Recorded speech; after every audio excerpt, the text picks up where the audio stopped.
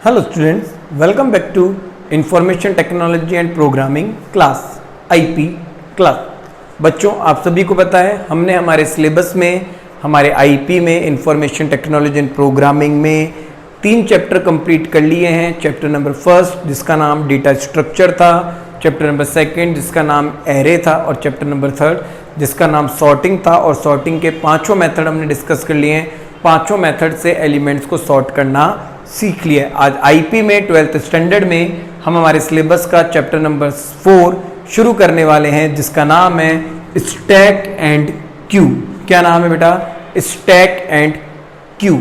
ये भी एक डेटा स्ट्रक्चर है। जब मैंने आपको चैप्टर नंबर 1 बताया था तो मैंने आपको कहा था डेटा स्ट्रक्चर 2 तरीके का है, सिंपल और कंपाउंड, यानी सरल और यौगिक। और जब यौगिक डेटा स्ट्रक्चर बताया था तो मैंने आपको कहा था वो 2 प्रकार का है, एक है रेखीय और एक है गैर रेखीय, यानी लीनियर और नॉन लीनियर। और लीनियर के 3 पार्ट थे जिनमें हमने स्टैक, क्यू और लिंक लिस्ट के बारे में देखा था।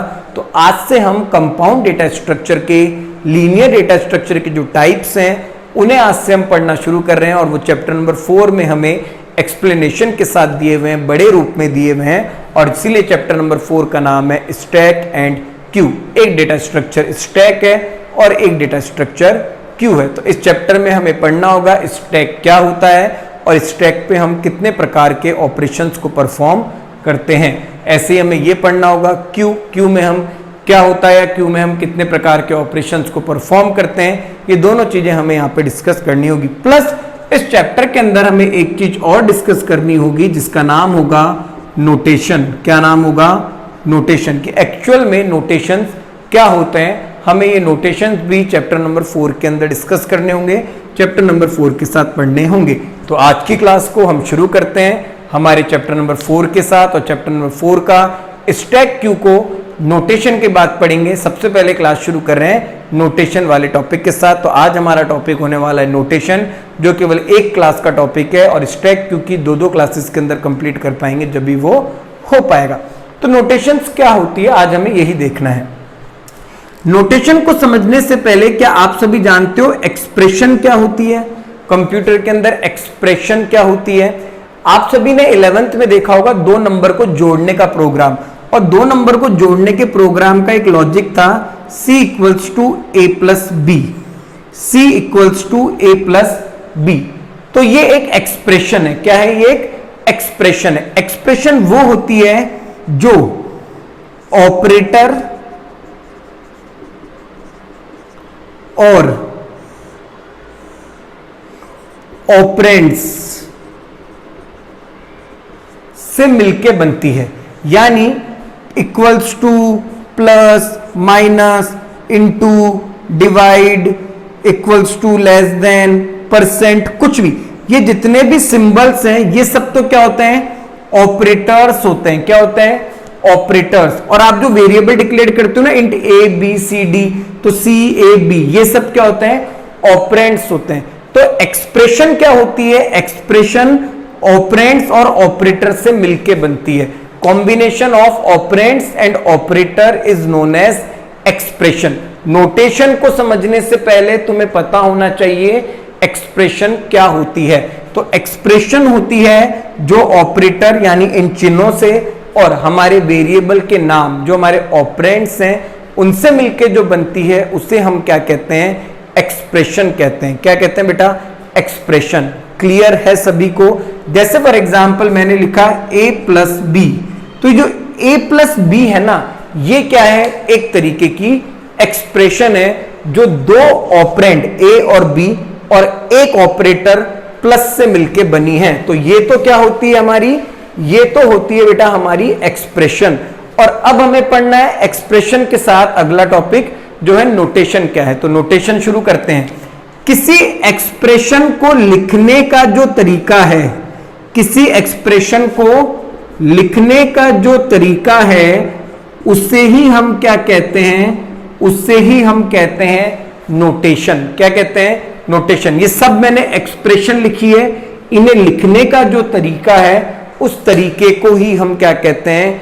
नोटेशन कहते हैं। किसी भी एक्सप्रेशन को लिखने के तरीके को ही हम क्या कहते हैं बेटा? हम उसे नोटेशन कहते हैं। अब ये नोटेशन एक्चुअल में 3 तरीके की, वही हमें यहां पे डिस्कस करना है जो हमें दिया हुआ है।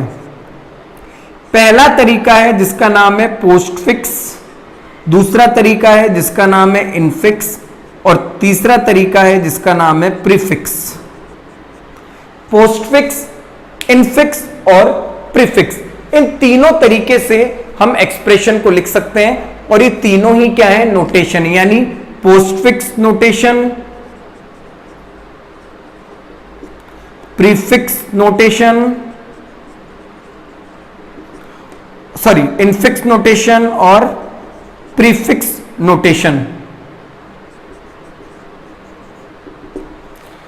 किसी एक्सप्रेशन को a plus B A minus C को लिखने का जो तरीका है वो नोटेशन होता है, और 3 तरीके से कोई एक्सप्रेशन लिखी जा सकती है। पोस्टफिक्स हो सकती है, इनफिक्स हो सकती है और आपकी प्रीफिक्स हो सकती है। तो तीनों तरीके से आप एक्सप्रेशन को लिख सकते हो। अब हम तीनों वर्ड को समझते हैं। पोस्टफिक्स का मतलब क्या है? आप सभी जानते हो 2 तरीके की सिम बाजार में होती है, एक होती है प्रीपेड और एक होती है पोस्टपेड। आप में से अधिकतर लोगों के पास प्रीपेड सिम होगी जिसमें आप पहले रिचार्ज कराते हैं और फिर उसकी सर्विसेज को यूज लेते हैं, और आपके फादर के पास होगी पोस्टपेड सिम जिसमें वो पहले सर्विस को काम में लेते हैं और फिर बिल को पे करते हैं। तो ये पोस्टपेड और प्रीपेड में डिफरेंस होता है। पोस्टपेड में क्या होता है, पहले आप सर्विसेज यूज लेते हैं देन आप पे करते हैं, बट प्रीपेड में क्या होता है, पहले आप पे करते हैं देन आप सर्विस यूज करते हैं। बस ऐसा ही कुछ यहाँ पोस्टफिक्स और प्रीफिक्स में है, और इनफिक्स तो जैसा होता है वैसा ही यहाँ पे हमें डिस्कस करना है। जैसे फॉर एग्जांपल मैं यहाँ पे एक एक्सप्रेशन लिखता हूं इनफिक्स में, a प्लस बी, मैंने लिखा a प्लस बी यानी a और b ऐड होंगे। अगर इसी एक्सप्रेशन को मैं पोस्टफिक्स में लिखूंगा, किस में लिखूंगा, पोस्टफिक्स में, तो मुझे लिखना होगा प्लस ए बी। तो मुझे क्या लिखना होगा, प्लस ए बी। और इसी एक्सप्रेशन को अगर मैं प्रीफिक्स में लिखूंगा तो मुझे लिखना होगा ए बी प्लस। क्या लिखना होगा, ए बी प्लस। तो कहने की बात क्या थी, पोस्टफिक्स नोटेशन में ऑपरेटर ऑपरेंड के पहले आ जाता है। एक्सप्रेशन में ऑपरेटर ऑपरेंड के पहले आ जाता है, और इनफिक्स नोटेशन के अंदर क्या होता है, जो ऑपरेटर है वो ऑपरेंड्स के बीच में ही रहता है। और प्रीफिक्स में क्या हो जाता है, ऑपरेंड पहले आ जाते हैं और जो आपका ऑपरेटर है वो बाद में चल जाता है। ये क्या है, आपकी नोटेशंस हैं। क्या है बेटा आपकी, ये आपकी नोटेशंस हैं। समझना बात को, एक एग्जांपल और करते हैं। मैंने लिखा C इंटू डी, तो भैया ये पोस्टफिक्स नहीं है, ये गलत है क्योंकि C और D के बीच में ऑपरेटर आ गया, बिल्कुल गलत। ये तो इनफिक्स है, C इंटू डी। यहां क्या होता, इंटू सी डी, और यहां पे क्या होता, सी डी और इंटू ऑपरेटर यानी मल्टीप्लिकेशन का चिन्ह, गुणा का जो सिंबल है वो यहां पे होता। तो किसी भी एक्सप्रेशन को लिखने के तरीके को ही हम क्या कहते हैं, नोटेशन कहते हैं। क्या कहते हैं, नोटेशन। और हमारे कंप्यूटर के अंदर, हमारे कंप्यूटर विज्ञान में, कंप्यूटर साइंस में नोटेशन 3 प्रकार की होती है। पहली है आपकी पोस्टफिक्स नोटेशन जिसमें ऑपरेटर पहले आता है और ऑपरेंड बाद में जाते हैं। इनफिक्स नोटेशन जिसमें ऑपरेटर ऑपरेंड्स के बीच में रहता है, और प्रीफिक्स नोटेशन जिसमें ऑपरेंड पहले आते हैं और उनके बाद आपका ऑपरेटर लगता है। तो चैप्टर नंबर 4 का एक छोटा सा ये टॉपिक था जिसका नाम था नोटेशन। अब जो 2 मेन टॉपिक बचे हैं चैप्टर नंबर 4 के, जैसे कि मैंने आपको बताया ये सब रेखीय डेटा स्ट्रक्चर है, लीनियर डेटा स्ट्रक्चर है।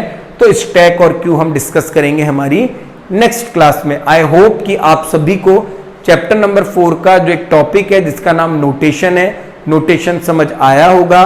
दोबारा बता देता हूं, एक्सप्रेशन किसी ऑपरेटर या किसी ऑपरेंड से मिलके बनती है, और नोटेशन उस एक्सप्रेशन को लिखने का ही तरीका है जिसमें हम 3 तरीके से किसी एक्सप्रेशन को लिख सकते हैं, पोस्टफिक्स में, इनफिक्स में या फिर प्रीफिक्स में।